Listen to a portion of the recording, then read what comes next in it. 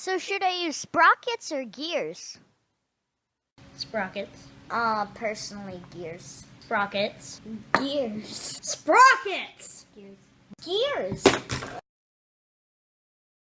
Because gears are more compact and precise.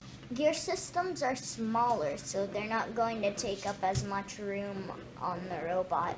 Also, a chain has a lot of slack, and that's not good when you're trying to be precise. Like when you have an arm that you want to set at a specific height. If you have a chain, then there's going to be slack on the chain, and it's going to be less precise.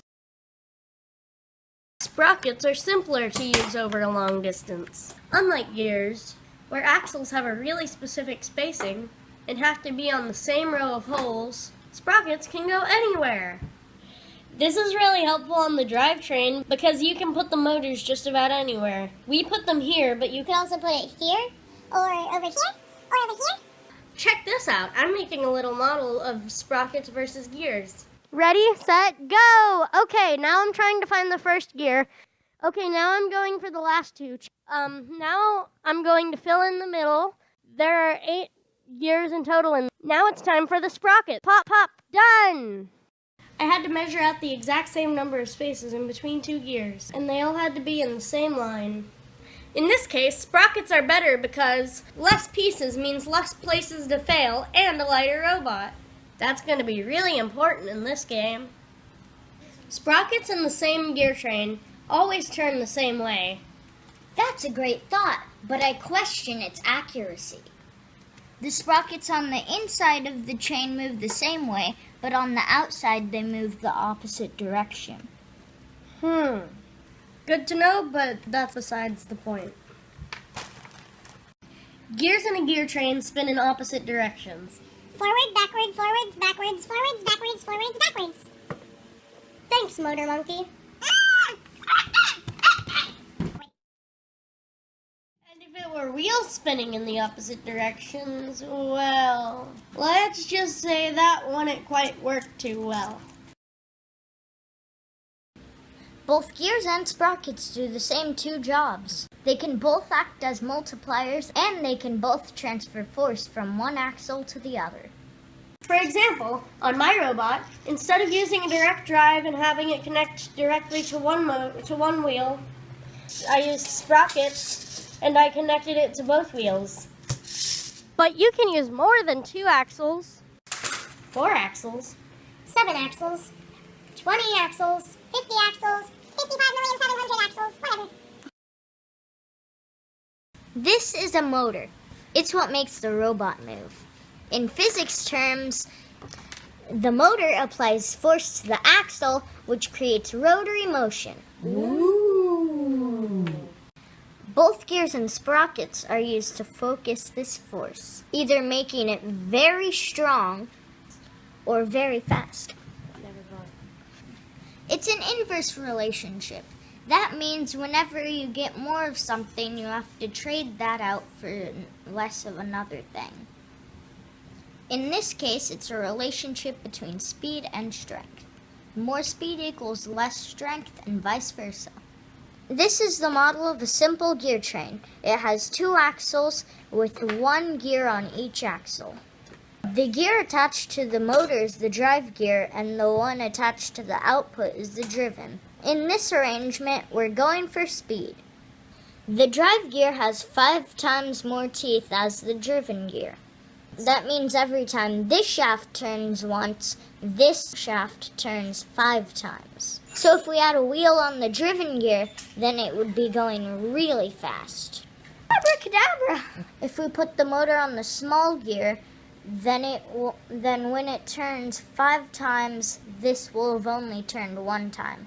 So it will be going slow, but it'll be really strong. We're applying 5 times the force to get this axle to turn once. That'll make it really strong. We can explain the actions of gears using gear ratios. The little gear has 12 teeth. The big gear has 60 teeth. If you write it like a fraction and then you reduce it, you get 1/5. You can also express it as 1 to 5. This can be a 1 to 5 gear ratio or a 5 to 1 gear ratio, depending on where we put the motor. Look at the numbers. They're upside down. Now it's a 5 to 1 ratio. This robot has an example of a compound gear train.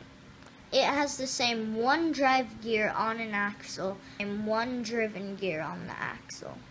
In between, it has another axle with a pair of gears on it. The extra axle and the pair of gears make it a compound gear train. This is a compound gear train made out of both sprockets and gears. It has one gear axle for the drive, one gear and axle for the driven, and an extra pair of gears and axle in the middle. This is a 1 to 625 gear ratio, and as you can see, it's pretty simple to move this, but the other side barely moves.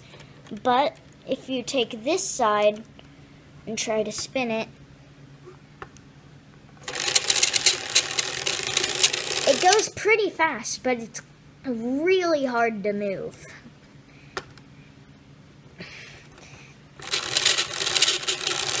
If you put the motor on this piece, it would be geared for speed. But if you put it on here, it would be geared for, let's just say, incredible strength. Let's look at the math on this one. The first pair has a 1 to 5 gear ratio. So does the second, the third, and the fourth. If we bring all the 1s down and multiply them, we get 1. If we bring all the 5s down and multiply them, we get 625. That's how we get the 1 to 625 gear ratio.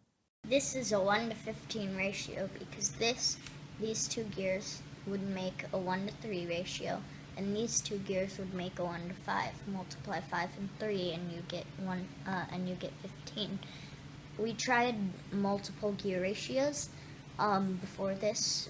One was just a plain 1 to 5, and that didn't work because it wasn't strong enough to lift the robot up. And then we also have this. This is the most powerful lift we've built so far. It is a 1 to 25 gear ratio, and it has 2 motors, which works really well for hanging the robot, but it's really slow, and that's why we're changing it to this, so it can go faster but still lift the robot up. If we were trying to do this with a simple gear train, the ending gear would look like this Gearzilla. Sprockets or gears? Both!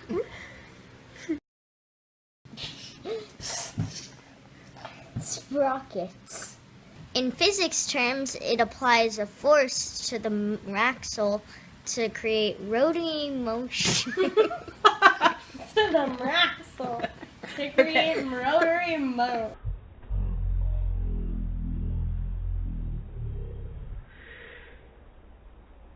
3, 2, 1, go.